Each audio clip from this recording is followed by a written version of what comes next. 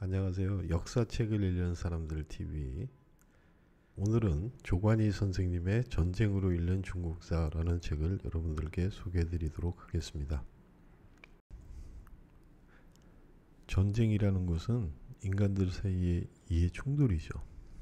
자신들이 원하는 것을 얻기 위해서 강제적인 힘을 이용해서 타인의 재산이나 생명들을 침해하는 그런 수단입니다.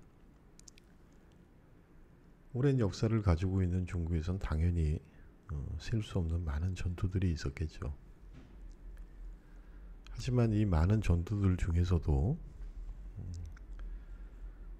어떤 시대의 그 분기가 된다든가 어떤 큰 의미를 갖고 있는 그런 전투가 분명히 있었습니다.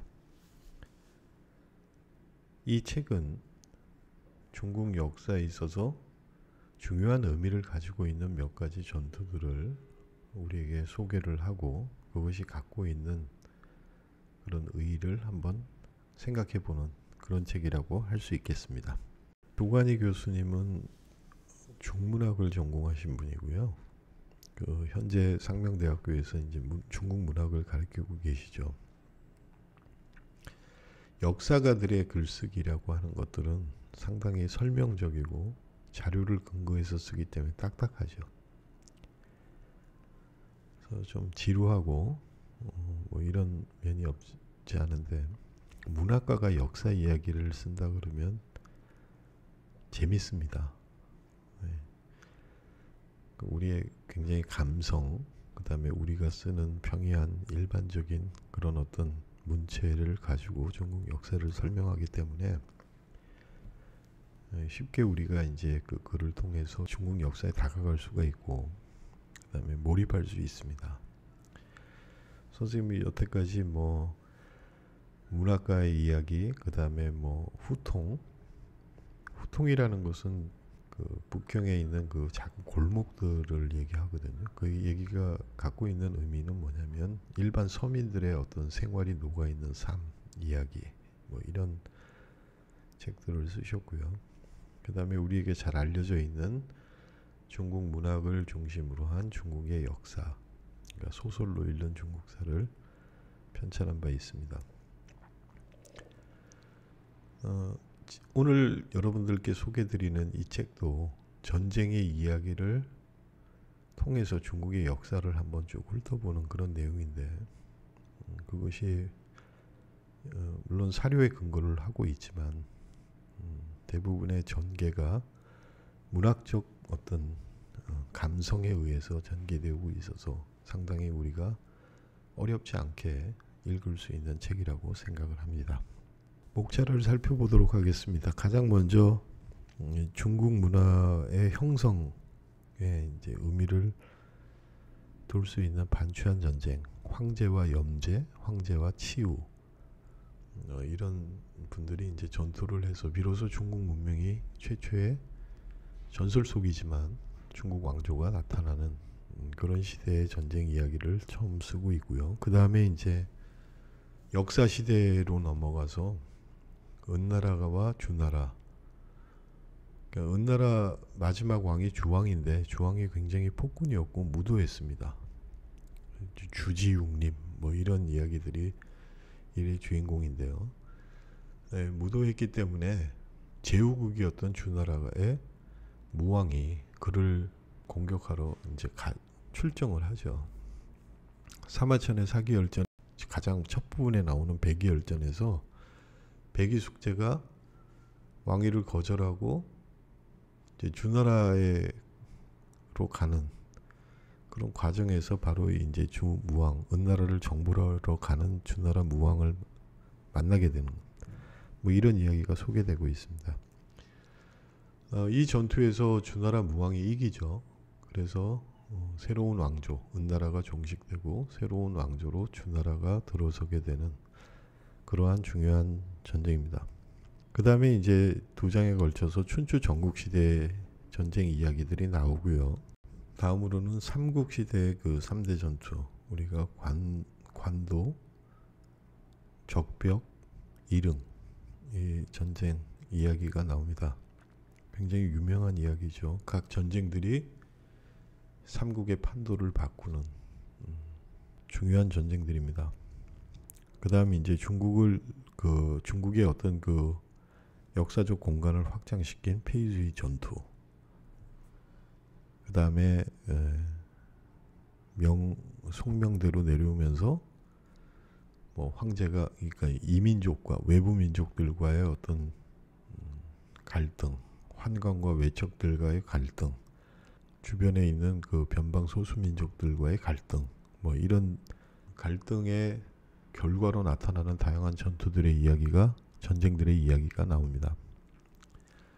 그다음에 이제 맨 마지막으로 중국이 전통적인 봉건 체제 국가 체제에서 서양 열강들에 의해서 근대의 세계로 넘어가는, 비록 그 불평등 체계 하에서 강압적으로 문호를 개방하긴 했지만 중국이 그 봉건에서 근세로 넘어가는 그런 중요한 계기가 되었던 전투, 아편전쟁의 이야기가 이제 마지막으로 소개가 되고 있습니다.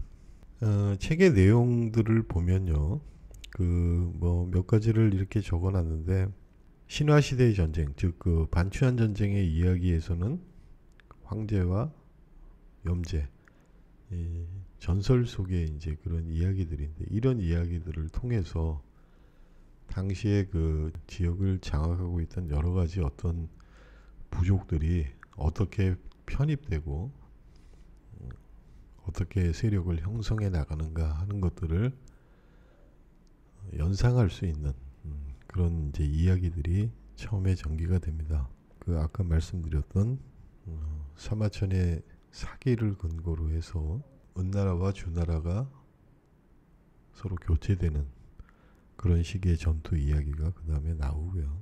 춘추 전국 시대는 말 그대로 전쟁의 시대라고 할 수 있죠. 크고 작은 나라들이 서로 이권 다툼을 위해서 끊임없이 전쟁을 벌였고, 표면상으로는 종주국이 있고, 그래서 이제 종주국이 갖고 있는 그 어떤 기본적인 질서들을 지킨다라고 하는 명분을 갖고 있었어요. 그래서 이제 이 그 각 나라의 군주들이 뭐 피해 맹약도 하고 공식적으로는 우호 관계도 만들고 이렇게 했지만은 그 약육강식의 어떤 그 힘의 질서 이런 것들이 더 우선되는 시대였기 때문에 이런 맥락들 서약들은 사실상 아무 의미가 없었습니다. 그래서 춘추 시대라고 할 수가 있는 그 기원전 722년부터 463년 사이에 이 약 259년 동안에 500회가 넘는 전쟁과 100회가 넘는 내전이 있었다. 이후에 그 위진남북조라든가 그 다음에 중국의 분열의 시기가 여러 번 있었습니다. 분열과 혼란의 시기가 많이 있었지만 뭐 최근은 아닙니다만은 가장 이제 중국 역사, 그러니까 중국의 전통 왕조가 무너지고 국민당 정부에서 공산당 정권으로 넘어가는 그 시기에도 또 역시 많은 군벌이라든가 지역 세력들 뭐 이념에 따라서 뭐 이렇게 해가지고 많은 혼란들이 있었죠. 하지만 춘추 전국 시대와 같이 그렇게 많은 전투와 공식적인 그런 많은 전투와 혼란이 있지는 않았습니다. 그래서 아무튼 이 춘추 전국 시대의 다양한 전투들의 이야기, 그 다음에 그것들을 전국 시대로 넘어가는 그런 어떤 하나의 큰 계기가 됐던 청푸 전쟁, 뭐 이런 것들을 이제 책의 내용에서 만날 수가 있습니다. 전국 시대에는 7개 이제 나라들이 서로 패권을 다투는 그런 이제 시기가 바로 전국 시대인데,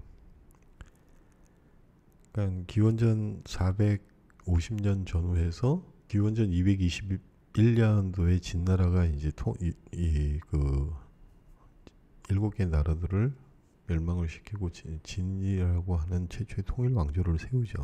그러니까 이때 전쟁은 춘추 시대에 있었던 그냥 그 무자비하고 그냥 어떻게 보면 구조적으로 볼 때 굉장히 단순한 그런 전투가 아니라 책사들이 동원이 되고 여러 가지 병법들이라든가 그 이념들이라든가 외교술 이런 것들이 동원이 된 그런 전쟁들입니다. 진나라가 강성해지니까 이 진나라의 패권화를 갖다 막기 위해서 6개 나라가 서로 연합을 하는 이런 것들을 연횡책이라고 하는데, 장이라는 사람이 등장을 해서 이 사람이 각국을 돌아다니면서 외교 전술을 통해서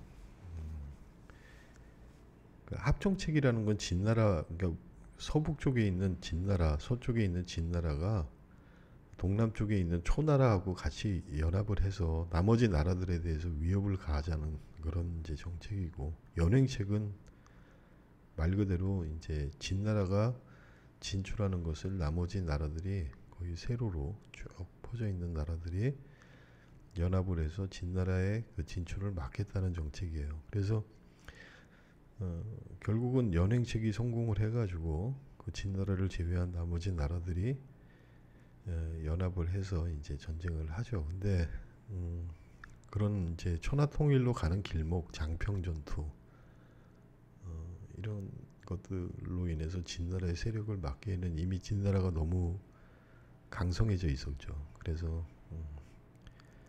이것은 굉장히 의미 있는 전쟁이다. 이렇게 이제 조관희 선생님이 본 것 같습니다. 지금 현재 제가 이 방송을 녹음하고 있는 이 시점에도 러시아와 우크라이나가 전쟁을 벌이고 있습니다. 모두가 예상했던 것보다 훨씬 더 전쟁이 길어지면서 물가도 많이 오르고 국제 경제에 큰 영향도 있고, 정치적으로, 왜냐하면 세계가 다 연결돼 있으니까요. 이제는 우리의 어떤 제도나 이성이나 무기 체계나 이런 이념들, 이런 것들이 그런 원시적인 전쟁, 사륙이 일어나고 뭐 침공이 일어나고 파괴적이고 이런 전쟁을 막을 수 있다라고 생각을 했죠. 그런데 지금 전쟁이 벌어지고 있습니다. 게다가 요즘의 전쟁은 과거의 전쟁과 달리 회복과 복구가 굉장히 힘듭니다. 파괴적이고요. 마치 이제 여기서 더 확전이 돼서 세계가 전쟁에 더 휘말리게 된다 그러면 어떤 결과가 있을지 굉장히 두렵죠. 지금 현재 갖고 있는 무기 체계라든가 이런 것들이 또 세계 대전으로 확대가 된다고 하면 어쩌면은 인류에게 대재앙이 될 수도 있는 그런 상황이 되었습니다. 그래서 우리는 이런 질문들을 하게 되죠. 인류가 전쟁에서 벗어날 수 없을까 과연? 전쟁이란 국가와 국가 혹은 단체와 무리 사이에서 무력을 사용해서 싸우는 것을 말한다. 그렇다면 전쟁은 언제 시작되었을까? 조관희 선생님은 어쩌면은 인류가 시작하면서 전쟁이 시작되었을 것이다, 이렇게 이제 전제를 하죠. 그래서 전쟁이 언제부터 시작됐는지 모르지만 그것이 전설 속의 이야기든 아니면 역사의 기록으로 명백한 증거를 갖고 있는 그런 사건들이든 어쨌든 그 역사에서 전해지고 있는 전쟁의 이야기들을 한번 쭉 해보면서 오늘날 우리가 전쟁이라고 하는 것들을 어떻게 받아들여야 되고, 과연 전쟁에서 벗어날 수는 없을까 하는 그런 진지한 고민들을 중국 역사에 있었던 그 역사의 중요한 전투들의 이야기, 전쟁들의 이야기를 통해서 우리에게 한번 생각거리를 던져주는 그런 책이라고 생각을 합니다. 조관희 선생님은 우리가 다 잘 알다시피 문학자이고, 그래서 어떤 전문적이고 좀 딱딱한 역사가들의 어떤 글보다도 훨씬 대중적이고 읽기가 쉽습니다. 한 번쯤 저와 여러분들이 이 이야기를 같이 한번 읽고 그 다음에 이 전쟁이 주는 의미가 과연 무엇일까, 우리가 전쟁이라고 하는 이 속박 속에서 과연 해방될 수는 없을까 하는 생각들을 해봤으면 좋겠습니다. 조관희 선생님의 전쟁으로 읽는 중국사라는 책을 여러분들께 소개해드렸습니다. 감사합니다.